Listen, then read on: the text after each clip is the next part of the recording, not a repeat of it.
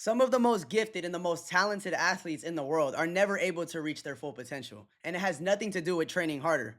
Matter of fact, some of the greatest athletes we've never even heard of because they were never able to reach their full potential. And as an athlete that has played sports their whole life, I can tell you that the greatest athletes have these two traits. They do these two things so they can tap into their full potential. The first one being is that they train their body like they train their mind. Most athletes just focus on the physical skills, shooting the basketball, running faster, um hitting the golf ball, whatever sport that you play. But what a lot of athletes don't understand is you will only play as good as your mind allows you to. You don't rise to the level of your training, you fall to the level of your mind. Because you can train all you want. You can train from sun up to sundown and shoot the basketball 10,000 times every single day. But if you don't believe in yourself, if you lack confidence, if you doubt yourself every single time where it matters, then that's what the results are going to reflect on game day. And that's how you're essentially going to be remembered by. Nobody's going to remember how much work you put in. They're only going to remember the results. And this is the part that a lot of people ignore. Training hard is half the battle, okay? I'm not saying if you just work on your mind, then you're gonna become LeBron James. Like, no, you need to put in the work. You need to put in the hard skills and work on the hard skills, but you need to work on the soft skills too, being your mind, doing the inner work. Because without working on your mind, all the hard work doesn't matter. Like I said, and I explained earlier why. I need you to think of working on your mind is like the spark to the fire. Your confidence essentially is the spark to your skills. If you don't have confidence in your skills, the skills will never work. Does that make sense? So, like, you working on your hard skills all the time is just you putting the wood there for the fire, but never lighting it, right? Because you don't believe in yourself. You can shoot. Listen, doing the hard work isn't necessarily going to make you confident. Okay. I need you to remember that. Like, I'll build the muscle memory, like, it'll be instilled in your body. But if you don't believe in it, then it's not going to work. You guys get what I'm saying? I need you guys to fully grasp this. Working on your mind is half the battle. Working on the hard skills the other half. Most people just work on the hard skills on this half and then wonder why on game day why they play like ass. You guys get what I'm saying? And I'm a victim of this also. I was a victim of training hard every single day, working hard every single day, but when it came to the game, I doubted myself. And all that hard training and hard work essentially didn't matter because I didn't believe in myself. So when I went out on that field, I played football by the way. Now I was overthinking and overanalyzing and hesitating everything that I just did perfect in practice all week because I didn't work on my mind. And then I thought after the game, damn, I just need to train harder. I just need to do this. I just need to do that. But in reality, I just needed to work on my mind. The skill was already there. The wood was already there. I just needed that fire. I just needed that spark. I needed to work on my confidence. I needed to work on how I compose myself during a game, right? That comes with it. So you need to work on your anxiety before the game. You need to work on how you're going to respond when you make a mistake. You need to respond or learn how to handle a loss. That's working on your mind. And that's what this whole channel is about. And I have a whole bunch of videos you guys can watch on like a specific situation. So go scroll and go find what resonates with you, right? Because like I said, I played sports my whole life. I've seen so many great athletes. I've seen so many talented athletes that like they would do things that were just insane, but they didn't believe in themselves. Like I had a teammate, like he's like the perfect wide receiver. He was like 6'4", 200, fast, strong, had great routes, hands, all this, but he didn't believe in himself for whatever reason.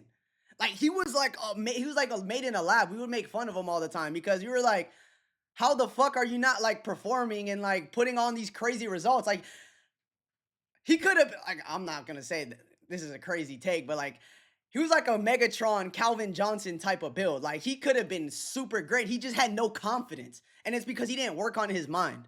Okay, so you have to train your mind just as much as you train your body. And this is what this whole channel is about. You have to work on your confidence. You got to work on how you handle a loss, how you handle a mistake during the game, how you handle everything mentally, how you handle when somebody's talking shit to you, how to handle pressure and expectations. Okay, that's all working on your mind. That's all mental stuff. And if you don't know how to handle that, then when it comes to the game is going to handle you. All right. And if you actually notice, some of the greatest athletes were never the most talented, were never the most gifted. Like, think of the Tom Brady's, the Michael Jordans, the Kobe's. They were talented and gifted, don't get me wrong, and they put in that work. But what actually made them great was their mentality. That Mamba mentality, that winning mentality, that no matter what, I believe in myself, whether I make a mistake or whether I win or lose a game. That's what made them good. Nobody can, their mental fortitude was on a whole different level, and that's what separated them. Like Tom Brady, for example, he was average all the way across the board. He was the last pick in the draft, damn near. Like he's like in the sixth round. He had an average arm. He was average size, average speed, everything. But what made him great was his mentality. If you just listen to him talk, he just believed in himself no matter what the critics said, no matter what his teammates or whatever happened, even happened during or after the game, whether it was bad or good. He believed in himself no matter what. He believed in himself no matter or before anybody else did. And if you don't believe in yourself, how do you expect the world to? You guys get what I'm saying? That's what makes you great. That's what makes the great athletes, the greatest is their mentality. They train their mind more than they train their body. Okay. And the second thing, it actually has nothing to do with on the field or on the court, but everything to do off of it. And it's making good off the field or off the court decisions, right? I bet you probably never hear anybody talk about this, okay? Because one bad decision can ruin your whole life. You going to that party and doing some dumb shit could cost you your career, could cost you your brand deals and your spot, whatever, right? Or you making an Instagram post or a Twitter post can cost you your whole career as well, just doing dumb shit. You have to make good decisions. It doesn't matter how great you are. It doesn't matter if you just won a fucking Super Bowl or have the ability to. If you're making dumbass decisions off the field, right? Like Henry Ruggs, for example. He was meant to be one, not the greatest, but he was meant to be a really, really good receiver because he was fast and he just had everything. But he decided to go in Vegas and drive fucking 200 miles an hour drunk. That's fucking dumb. Those 2 minutes of him doing that dumb shit cost him his whole career, and now he's in jail.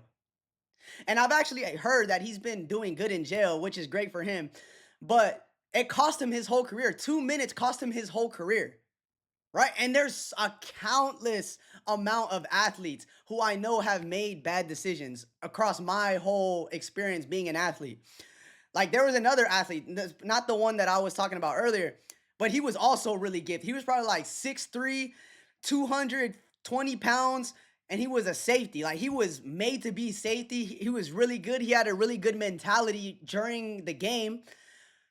But off the field, he couldn't contain himself. He would drink, he would party, he would be out there chasing ass all the time. It was bad. And essentially, he didn't do anything that cost him his whole career, but it's the fact that a bunch of little bad decisions he made cost him his full potential. I guess I could say.